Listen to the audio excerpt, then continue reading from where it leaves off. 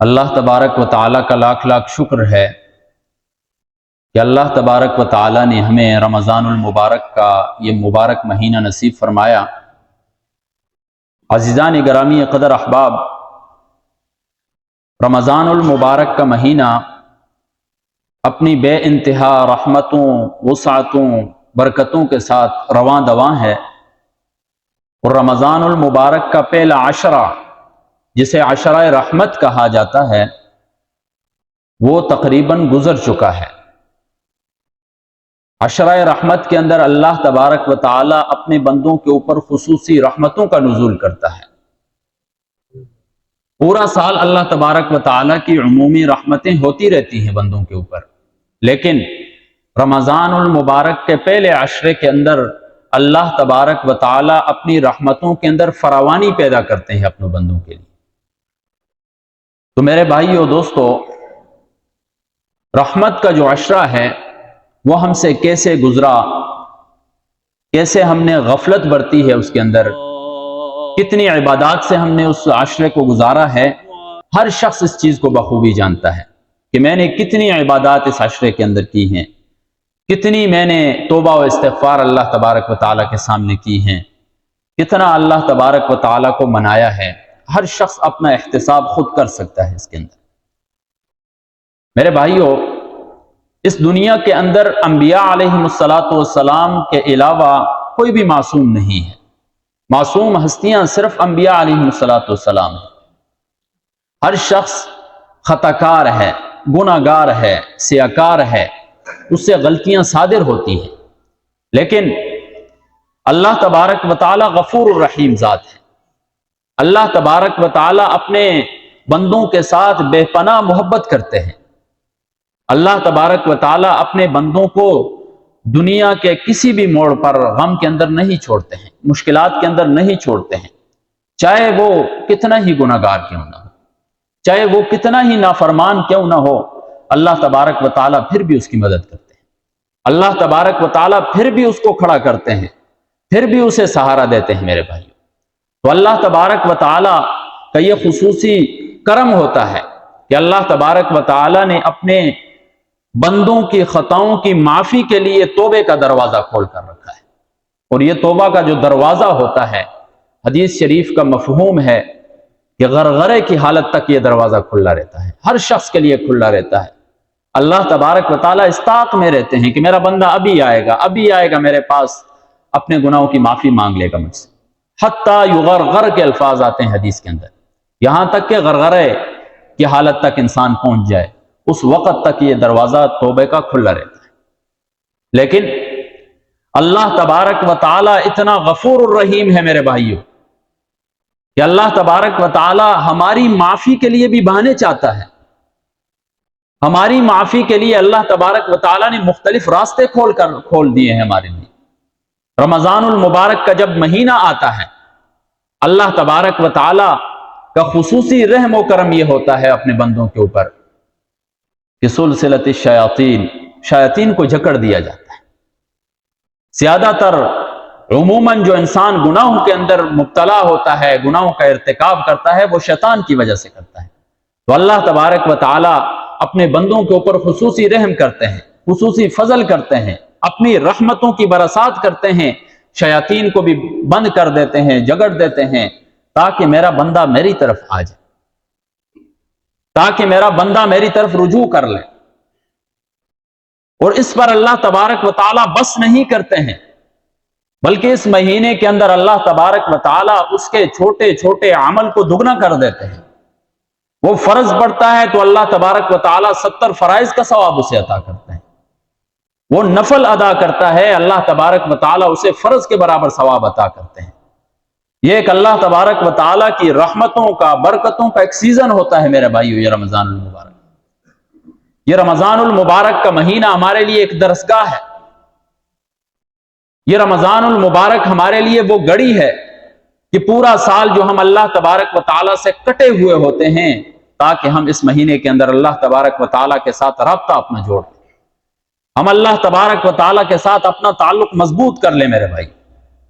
یہ رمضان المبارک ہمیں پیغام دیتا ہے میرے بھائی، یہ انسان 11 مہینے تو غفلتوں کے اندر گزار لیتا ہے، 11 مہینے تو اللہ تبارک و تعالیٰ کی نافرمانی کے اندر گزار دیتا ہے، وہ غفور الرحیم ذات، وہ کریم ذات اپنے نافرمان بندوں کو دوبارہ بھی پکارتے ہیں، ان کو دوبارہ موقع دیتے ہیں۔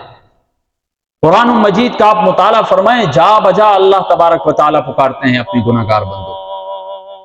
نبئ عبادی انی انا الغفور الرحیم، خبر دے دیجئے میرے بندوں کو، انی انا الغفور الرحیم، میں غفور الرحیم ذات ہوں، میں بخشنے والی ذات ہوں۔ اب اس آیت کے اشارت النص سے ثابت ہو رہا ہے کہ یہ خطاب جو اللہ تبارک و تعالیٰ کر رہے ہیں یہ اپنے گناہگار بندوں سے کر رہے ہیں، یہ اپنے گناہگار بندوں کو اتنے پیار و محبت کے لہجے میں اللہ تبارک و تعالیٰ خطاب کر رہے ہیں۔ میرے بھائی، اے پیارے نبی، خبر دے دیجئے، بتا دیجئے میرے ان گناہگار بندوں کو جنہوں نے پوری زندگی غفلت کے اندر گزار دی ہے، جو گناہ کر کر کے ابھی تک بھی نہیں تھکے ہیں، جو سرکشی کے عالم میں اتنے آگے جا چکے ہیں کہ ان کا واپس مڑنا ان کے لیے محال ہو چکا ہے، ان کو بھی خبر دے دیجئے انی انا الغفور الرحیم، میں غفور الرحیم، میں معاف کرنے والا ہوں۔ اے میرے بندے، میری طرف آ کر تو دیکھ، میرے گھر میں آ کر تو دیکھ، میرے سامنے سجدہ ریز ہو کر تو دیکھ، تیرا ایک گناہ نہیں، تو نے گناہ کر کر کے زمین و آسمان کے درمیان فضا کو بھی بھر دیا ہو، پھر بھی میں تیرے گناہوں کو معاف کر دوں گا۔ قل یا عبادی الذین اسرفوا علی انفسہم، کہہ دیجئے میرے ان بندوں سے، میرے ان بندوں سے، اللہ تبارک و تعالیٰ ان گناہگار بندوں کو بھی اپنا بندہ کہہ رہا ہے۔ ہم کتنے سرکش ہو چکے ہیں میرے بھائیوں کہ ہم اللہ تبارک و تعالیٰ کو بھی رب زبان سے تو مانتے ہیں، اپنے عمل کے ذریعے نہیں مان رہے۔ زبان پر ہمارے اللہ اللہ ہوتا ہے، عمل ہمارا مخالف جا رہا ہوتا ہے میرے۔ تو اللہ تبارک و تعالیٰ فرما رہے ہیں، قل یا عبادی الذین، میرے ان بندوں سے کہہ دو، الذین اسرفوا علی انفسہم، جنہوں نے ظلم کیا ہے اپنے اوپر۔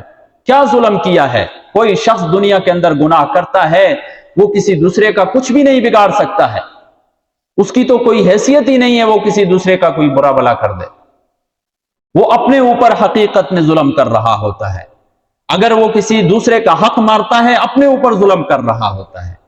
وہ اللہ کی نافرمانی کرتا ہے، دن میں کرتا ہے، رات میں کرتا ہے، تنہائی میں کرتا ہے، برملا کرتا ہے، وہ فخر کے ساتھ کرتا ہے، وہ اپنے اوپر ظلم کر رہا ہوتا ہے، وہ اپنے اوپر ظلم کر رہا ہے۔ اللہ تبارک و تعالیٰ فرماتے ہیں، میرے اس ظالم بندے سے کہہ دیجئے، لا تقنطوا من رحمت اللہ، میری رحمت سے نا امید مت ہو جاؤ۔ ان اللہ یغفر الذنوب جميعا، اللہ تبارک و تعالیٰ سارے کے سارے گناہ معاف کر دے، توبہ کر کے تو دیکھ۔ تو میرے بھائیوں، یہ رمضان المبارک کا مہینہ ایک سیزن کا مہینہ ہے، اس میں اللہ تبارک و تعالیٰ آفریں دیتا ہے اپنے بندوں کو، اللہ تبارک و تعالیٰ سیل لگا دیتا ہے، جس طرح تجار سیل لگاتے ہیں، چیز انتہائی سستی کر دیتے ہیں، لوگوں کی رش لگ جاتی ہے، وہاں پر بڑے بڑے مالوں کی طرف آپ چلے جائیں، رش لگ جاتی ہے جب سیل کا اعلان ہوتا ہے، وہاں پر لوگ دور دور سے جاتے ہیں۔ اللہ تبارک و تعالیٰ رمضان المبارک کے اندر بھی سیل لگا دیتے ہیں، لیکن تھوڑا سا غور کریں آپ، اگر کسی جگہ سیل لگی ہو، کوئی بندہ وہاں پر جائے گا نہیں تو کیسے سیل سے فائدہ حاصل کرے گا؟ ایک بندہ اپنے گھر بیٹھا ہے، وہاں پر مارکیٹ میں سیل لگی ہوئی ہے، آیا اس کو فائدہ حاصل ہوگا؟ ہرگز اس کو فائدہ حاصل نہیں ہو سکتا ہے، جب تک وہ اس جگہ تک نہیں جائے گا، اس دکان تک نہیں جائے گا، تب تک وہ اس سے فائدہ حاصل نہیں کر سکتا ہے۔ جب تک وہ اس کے لیے اسباب اختیار نہیں کرے گا، تب تک وہ سیل سے، اس آفر سے فائدہ حاصل نہیں کر سکتا۔ یہ رمضان المبارک تو ایک کافر کے اوپر سے بھی گزر رہا ہے، ایک فاسق کے اوپر سے بھی گزر رہا ہے، ایک فرمانبردار کے اوپر سے بھی گزر رہا ہے، ایک گناہگار کے اوپر سے بھی گزر رہا ہے۔ میرے یہ تو وقت ہے، اس نے اپنی چال کو برقرار رکھنا ہے، یہ کسی کے لیے ٹھہرتا نہیں ہے میرے بھائی۔ تو اللہ تبارک و تعالیٰ نے جو آفریں دی ہوئی ہیں، مغفرت کی آفریں دی ہوئی ہیں، اپنی رحمت کی آفریں دی ہوئی ہیں، اپنی جہنم سے آزادی کی آفریں دی ہوئی ہیں، میرے بھائیوں، یہ تمام چیزیں ہمیں تب حاصل ہوں گی جب ہم اس کے لیے اسباب اختیار کریں گے۔ جب ہم وہ اسباب اپنائیں گے تب ہم اللہ تبارک و تعالیٰ کی رحمتوں کے مستحق ہوں گے. جب ہم وہ اسباب اختیار کریں گے تب جا کر ہم اللہ تبارک و تعالیٰ کی مغفرت کی آفر کے مستحق ہوں گے. میرے بھائی وہ اسباب کیا ہے میرے بھائیوں؟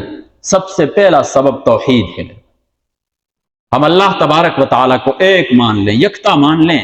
عمل کے ذریعے بھی اللہ ایک ہو، قول کے ذریعے بھی اللہ ایک ہو، ہمارے چلنے پھرنے میں بھی اللہ ایک ہو. حقیقی طور پر ہم اللہ تبارک و تعالیٰ کو مانیں. اور یہ توحید شریعت کی وہ واحد سٹیٹمنٹ ہے میرے بھائیوں کہ جس کے اندر کوئی کمپرومائز نہیں ہے. جو اللہ تبارک و تعالیٰ کے ساتھ شرک کرے گا اللہ تبارک و تعالیٰ کبھی بھی اس کی مغفرت نہیں کرتے. اللہ تبارک و تعالیٰ قرآن مجید کے اندر شرک کو ایک ظلم عظیم کہا ہے. یہ ایک بہت بڑا جرم ہے میرے بھائیوں. دنیا کے اندر ہم دیکھ لیں، ہم اپنی محبتوں کے اندر شریک کو پسند نہیں کرتے ہیں، قبول نہیں کرتے ہیں. وہ ارحم الراحمین، وہ تمام کائنات کے مالک کیسے اپنے ساتھ کسی کو شریک قبول کر سکتے؟ میرے بھائیو، جو شرک کرے گا اللہ تبارک و تعالیٰ اسے قبول نہیں کرتا.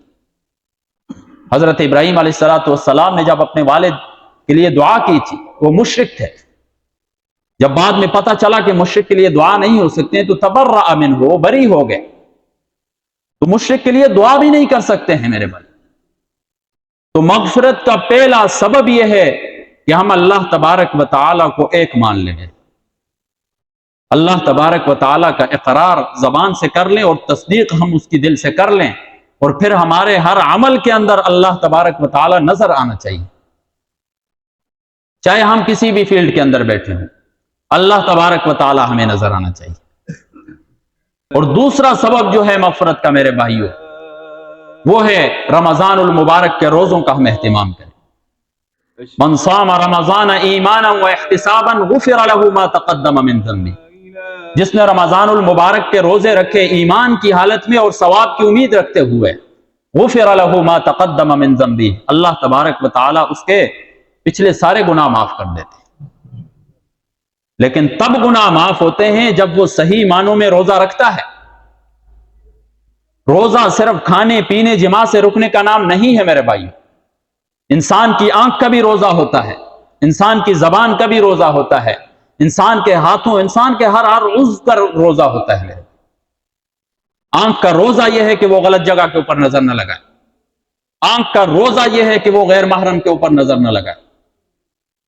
آنکھ کا روزہ یہ ہے کہ وہ بےہودگی کی چیزوں کی طرف نہ دیکھے. ہاتھوں کا روزہ یہ ہے میرے بھائیوں کہ انسان ان ہاتھوں کے ذریعے غلط کام نہ کرے. روزے کی کیا فائدہ ہوا ہے کہ انسان اپنے پیاس بھوک بھی برداشت کر رہا ہے، ساتھ ساتھ اپنے ہاتھوں سے غلط کام کر رہا ہے. اور اسی طرح زبان کا یہ روزہ ہے میرے بھائیوں کہ اس کے ذریعے ہم چغلی نہ کریں، غیبت نہ کریں کسی. اور غیبت کے ذریعے تو فقہائے کرام نے لکھا ہے روزہ مکروہ بھی ہو جاتا ہے. ایک شخص دوسرے کے پیچھے باتیں کر رہا ہے، فلاں شخص ایسا ہے، فلاں شخص ایسا ہے، تو اس کا روزہ مکروہ ہو جاتا ہے. زبان کا روزہ یہ ہے کہ ہم اس سے جھوٹ نہ بولیں میرے بھائی. حضور نبی کریم صلی اللہ علیہ وسلم فرماتے ہیں جو شخص روزہ رکھ کر بھی برائی سے باز نہ آتا ہو، اللہ تبارک و تعالیٰ کو اس کے بھوکے پیاسے رہنے کی کوئی ضرورت نہیں ہے، کوئی ثواب اس کو نہیں ملتا ہے. میرے بھائیوں، مغفرت کا ایک سبب یہ بھی ہے کہ ہم قیام اللیل کریں، چاہے تراویح کی صورت میں ہو، تہجد کی صورت میں ہو. راتوں کو اٹھ کر ہم اللہ تبارک و تعالیٰ کو منائیں گے. من قام رمضان ایمانا و احتسابا غفر له ما تقدم من ذنبه. جس نے رمضان المبارک کی راتوں میں قیام کیا ایمان کی حالت میں اور ثواب کی امید رکھتے ہوئے، غفر له ما تقدم من ذنبه، اللہ تبارک و تعالیٰ اس کے پچھلے سارے گناہ معاف کر دیتے ہیں. کب معاف ہوں گے؟ جب ہم قیام اللیل کریں گے، جب ہم راتوں کو عبادت میں گزاریں گے. اگر رات کا پورا حصہ نہیں گزار سکتے ہیں، کچھ حصہ تو ہم عبادت کے اندر گزاریں. لیکن افسوس یہ ہے کہ ہم رمضان المبارک کے اندر جیسے افطاری کی، اس کے بعد ہمارے اکثر نوجوان نکل جاتے ہیں، کرکٹ کی طرف نکل جاتے ہیں. ٹورنامنٹ ہو رہے ہوتے ہیں ہماری رمضان المبارک کی راتوں میں. لہو لعب کے اندر ہماری قوم لگی ہوتی ہے رمضان المبارک کے اندر. تو مغفرت کا ایک سبب یہ ہے کہ ہم رمضان المبارک کی راتوں کو قیمتی بنائیں میرے. اسی طرح مغفرت کا ایک سبب یہ ہے کہ ہم زیادہ سے زیادہ استغفار کریں، زیادہ سے زیادہ ہم اللہ تبارک و تعالیٰ کی طرف رجوع کریں. فَقُلْتُ اسْتَغْفِرُوا رَبَّكُمْ إِنَّهُ كَانَ غَفَّارًا، اے میرے نبی کہہ دیجئے میرے بندوں سے کہ استغفار کرو، إِنَّهُ كَانَ غَفَّارًا، وہ معاف کرنے والا ہے، وہ قبول کر لے گا آپ کے استغفار کو. جتنے گناہ ہوئے ہیں ہم سے 11 مہینوں کے اندر، ہمیں یہ ایک مہینہ غنیمت سمجھ کر اپنے گناہوں کی تلافی کرنی چاہیے. اللہ تبارک و تعالیٰ کے سامنے گڑ گڑانا چاہیے میرے بھائی. جتنا بڑے سے بڑا گناہ گار ہو اللہ تبارک و تعالیٰ معاف کرے گا، لیکن اتنی جرت کر لے کہ وہ اللہ تبارک و تعالیٰ کے گھر میں آ جائے، وہ اللہ تبارک و تعالیٰ کے سامنے سجدہ ریز ہو جائے، وہ اپنے جرم کا اعتراف تو کر لے کم از کم. بنی اسرائیل کا ایک شخص تھا، جب قوم موسیٰ کے اوپر قحط سالی آئی تو سب میدان میں نکل گئے اور 3 دن تک دعا مانگتے رہے اللہ تبارک و تعالی سے. بارش کی دعا مانگ رہے ہیں، وقت کے نبی بھی ان میں موجود ہیں. 3 دن گزر گئے، کوئی بارش نہیں ہو رہی ہے. پیغام آتا ہے کہ اس مجمع کے اندر ایک ایسا شخص بھی ہے جس نے 40 سال تک اللہ تبارک و تعالیٰ کی نافرمانی کی ہے. 40 سال تک اللہ تبارک و تعالیٰ کے خلاف دشمن بن کر کھڑا رہا ہے. جب تک وہ شخص اس مجمع سے نہیں نکلے گا تمہارے اوپر بارش نہیں برسائی جائے گی. پیغام دیا جاتا ہے کہ پھر اس شخص کو ہم کیسے پہچانیں گے؟ تو آواز آتی ہے کہ آپ آواز لگائیں، وہ شخص خود سن لے گا اور خود نکل جائے گا مجمع سے. جب حضرت موسیٰ علیہ السلام پہاڑی کی جانب ہوتے ہیں، آواز لگاتے ہیں اس شخص کی جانب، مجمع میں آواز لگاتے ہیں. وہ 40 سالہ سرکش بھی اس آواز کو سنتا ہے اور کیا کرتا ہے؟ سر جھکا لیتا ہے. یا اللہ 40 سال تک میں تیری نافرمانی کرتا رہا، 40 سال تک میں تیرے ساتھ پنجہ آزمائی کرتا رہا، میں تیرے حکموں کے خلاف چلتا رہا. یا اللہ اگر آج تو نے مجھے رسوا کر دیا، آج مجھے اگر تو نے ان کے سامنے میرا راز فاش کر دیا، میں رسوا ہو جاؤں، میری نسلیں بھی رسوا ہو جائیں گی. روتا ہے اللہ تبارک و تعالیٰ کے سامنے، گڑ گڑاتا ہے اللہ تبارک و تعالیٰ کے سامنے. کیا دیکھتے ہیں کہ بارش برسنا شروع ہو گئی. حضرت موسیٰ علیہ السلام پوچھتے ہیں، موسیٰ علیہ السلام تو کلیم اللہ تھے، پوچھتے ہیں کہ یا اللہ کوئی بندہ تو مجمع سے نہیں نکلا ہے، پھر بھی بارش کیسے برس گئی؟ اللہ تبارک و تعالیٰ نے فرمایا، اے موسیٰ جس بندے کی وجہ سے ہم نے بارش کو روکا ہوا تھا اسی کی ایک بولی کی وجہ سے ہم نے بارش برسا دی. 40 سال تک اللہ تبارک و تعالیٰ کی نافرمانی کرتا رہا، صرف ایک دفعہ اللہ تبارک و تعالیٰ کے سامنے گڑ گڑایا، اللہ تبارک و تعالیٰ نے بارش برسا. موسیٰ علیہ السلام کہنے لگے یا اللہ وہ شخص ہمیں بھی دکھا، کون ہے وہ شخص؟ اللہ تبارک و تعالیٰ نے فرمایا کہ اے موسیٰ جب 40 سال تک وہ میرا دشمن رہا، 40 سال تک سرکشی کرتا رہا، میں نے اس کا پردہ فاش نہیں کیا ہے. اب جب وہ دشمنی چھوڑ کر میرا دوست بن چکا ہے، میں اس کا پردہ کیوں فاش کروں؟ میرے بھائیوں گناہ ہم سے ہوئے ہیں، زندگی کے اندر بہت سے گناہ ہم سے ہوئے ہیں، لیکن عقل مندی یہ ہے کہ ہم ان گناہوں کو چھوڑ دیں. عقل مندی یہ ہے کہ ہم اللہ تبارک و تعالیٰ کی طرف رجوع کر لیں. میرے بھائی آج ہی سے ہم اللہ تبارک و تعالیٰ کی طرف لوٹ کر آ جائیں. مولانا رومی اپنی کتاب مثنوی کے اندر ایک واقعہ ذکر کرتے ہیں. حضرت عمر رضی اللہ تعالیٰ عنہ کا دور ہے، ایک شخص ہے، جوان ہے، خوبصورت آواز ہے، وہ خوبصورت آواز کے اندر گانے گایا کرتا تھا، خوبصورت آواز کے اندر وہ لوگوں کو جمع کرتا تھا اور گناہ کے کام کیا کرتا تھا. ایسا وقت آیا کہ وہ بوڑھا ہو گیا، اس کی آواز کی خوبصورتی بھی ختم ہو گئی.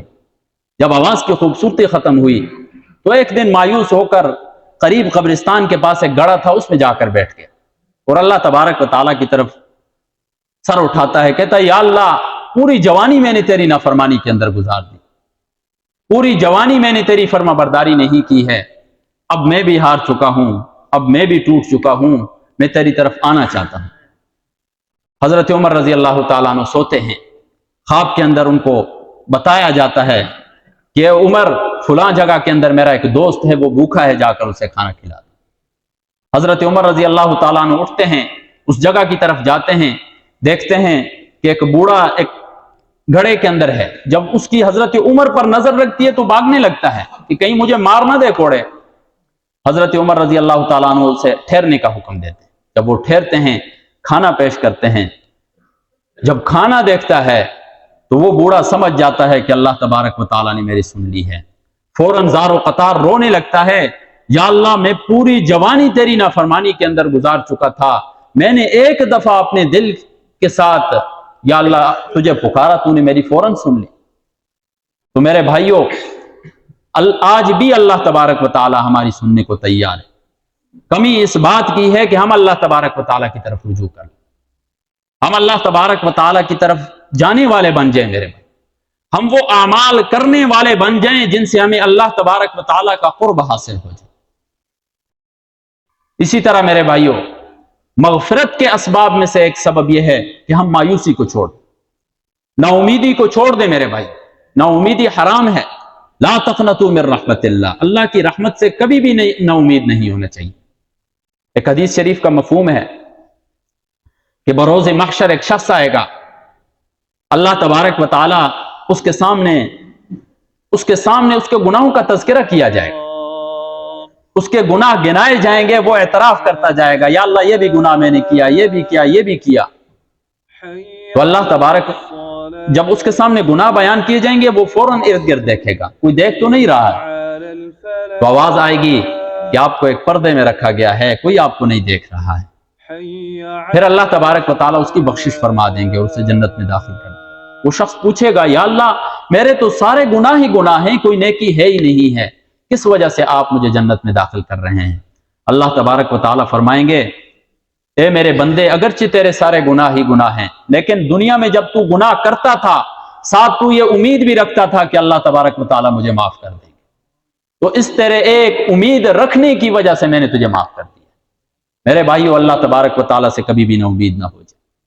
اگر کسی سے گناہ ہوا ہے، بڑے سے بڑا گناہ ہو گیا ہے، اللہ تبارک و تعالیٰ غفور الرحیم ذات ہے، وہ معاف کرنے والا ہے میرے بھائی۔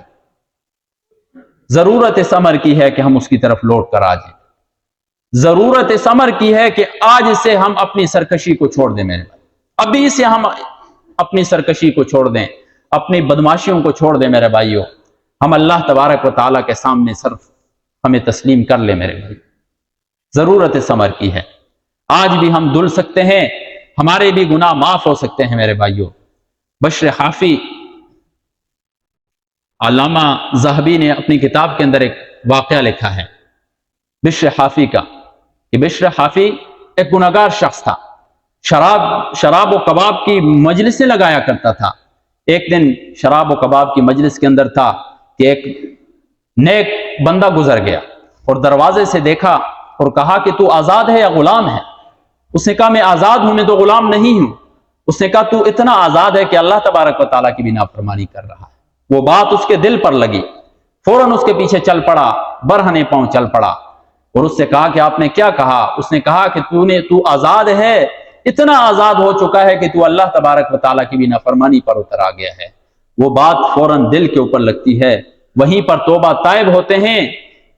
تاریخ نے لکھا ہے کہ فجر کے وقت جب بشر حافی کا انتقال ہوتا ہے، گھر سے لے کر قبرستان تک جاتے جاتے اتنی رشتی کی شام ہو جاتی ہے۔ اللہ تبارک و تعالی ہماری لاج رکھتا ہے میرے بھائی۔ آج ہم گناہوں کو چھوڑ دیں، اللہ تبارک و تعالیٰ کے ہم ولی بن جائیں گے۔ اللہ تبارک و تعالیٰ کے گناہوں کو ہم چھوڑ دیں میرے بھائی۔ اسی طرح علامہ ذہبی نے اپنی کتاب الکبائر کے اندر ایک اور واقعہ لکھا ہے، مروان بن عبد الملک کا واقعہ لکھا ہے۔ مروان بن عبد الملک ایک بادشاہ تھے، ان کے پاس ایک جوان آیا اور کہنے لگا کہ اے بادشاہ سلامت، کیا میری بخشش ہو جائے گی؟ کیا میری توبہ بھی اللہ تبارک و تعالیٰ قبول فرمائیں گے؟ کہنے لگے آپ نے کون سا گناہ کیا ہے جس کی اللہ تبارک و تعالیٰ بخشش نہیں کریں گے؟ کہنے لگا میں کفن چور ہوں، کفن میں چوری کرتا رہتا ہوں۔ تو علامہ ذہبی لکھتے ہیں کہ وہ جوان کہتا ہے کہ میں ایک رات سویا ہوا تھا، خواب کے اندر میں کیا دیکھتا ہوں کہ ایک قبر کو میں چاک کرتا ہوں، کفن چوری کرنے لگتا ہوں، کیا دیکھتا ہوں کہ وہاں پر ایک جو مردہ ہے اس کا چہرہ قبلے سے مڑا ہوا ہے، قبلے کی طرف کر دیتے ہیں جب قبر میں رکھتے ہیں، تو اس کا پھر گیا تھا چہرہ، تو کہتے ہیں میں ڈر کر واپس بھاگنے لگا خواب کے اندر، تو پیچھے سے آواز آئی کہ وجہ نہیں پوچھتے ہو کہ اس کا چہرہ کیوں پھرا ہوا ہے؟ تو کہنے لگا کہ کس وجہ سے پھرا ہوا ہے؟ تو کہنے والے نے کہا کہ یہ نماز کے اندر سستی کیا کرتا تھا، اس وجہ سے اس کا چہرہ اللہ تبارک و تعالیٰ نے پھیر دیا۔ میرے بھائیو، آج ہم اپنی نمازوں کو دیکھیں، ہمارے نمازیں زندہ ہیں یا مردہ ہیں، ہر بندہ اس چیز کا اندازہ لگا سکتا ہے۔ کہتا ہے میں نے دوسری قبر کو چاک کیا، کفن چوری کرنے لگا، کیا دیکھتا ہوں کہ وہاں پر ایک بندہ ہے، اس کی بالکل شکل و صورت کو مسخ کیا ہو۔ میں نے پوچھا کہ کس وجہ سے اس کی شکل و صورت کو مسخ کیا ہوا ہے؟ کہنے لگے یہ دنیا کے اندر مسلسل شراب پیا کرتا تھا اور بغیر توبہ کے مر گیا۔ میرے بھائیوں، گناہ چھوڑیں گے، ہم گناہ کے اوپر توبہ کریں گے تو اللہ تبارک و تعالیٰ کے قریب ہوں گے۔ گناہ کے ساتھ اگر کوئی شخص مر جائے، جس حالت میں جو شخص مرتا ہے اسی حالت میں اٹھایا جائے گا۔ اگر کوئی شراب و کباب کی مجلسوں کے اندر مر جاتا ہے تو اس کا حشر بھی آخرت میں اسی طرح۔ اگر کوئی سجدے کے اندر فوت ہو جاتا ہے تو آخرت میں اس کا جب وہ اٹھے گا تو سجدے کی حالت میں اٹھے گا۔ تو ہم دیکھیں کہ ہم زندگی کے اندر کس حالت پہ ٹائم گزار رہے ہیں، میرے اچھا وقت گزار رہے ہیں یا برا وقت گزار رہے ہیں میرے بھائی۔ ایک امام تھے ابو نعیم، ان سے پوچھا گیا کہ اگر آپ کو پتہ چل جائے کہ آپ کی زندگی کا یہ آخری دن ہے تو آپ کیا عمل کریں گے؟ اس نے کہا میں وہی عمل کروں گا جو ڈیلی کرتا رہتا ہوں۔ پوچھنے والے نے حیران ہو کر پوچھا کہ آپ کا زندگی کا آخری دن ہے پھر بھی آپ وہی عمل کریں گے؟ تو امام ابو نعیم فرمانے لگے کہ میں زندگی کا ہر دن اپنی زندگی کا آخری دن گزارتا ہوں۔ ہمیں بھی چاہیے کہ ہم ہر گزرتا دن جو ہے اپنی زندگی کا آخری دن تصور کریں۔ کیا پتا ہم نماز سے واپس جائیں، ہمارے اندر روح ہوتی ہے یا نہیں؟ کیا پتا اللہ تبارک و تعالی ہمیں اتنا موقع دیتے ہیں یا نہیں دیتے ہیں؟ تو میرے بھائیوں، ضرورت اس چیز کی ہے کہ ہم ابھی سے توبہ کریں، ابھی سے ہم اللہ تبارک و تعالیٰ کے سامنے گڑ گڑا رہے ہیں۔ وہ غفور الرحیم ہے، وہ معاف کر دے گا، وہ معاف کرنے والا ہے میرے بھائیوں۔ تو انشاءاللہ ارادہ کرتے ہیں سارے حضرات، اللہ تبارک و تعالیٰ سے دعا ہے کہ اللہ تبارک و تعالیٰ عمل کی توفیق عطا فرمائے۔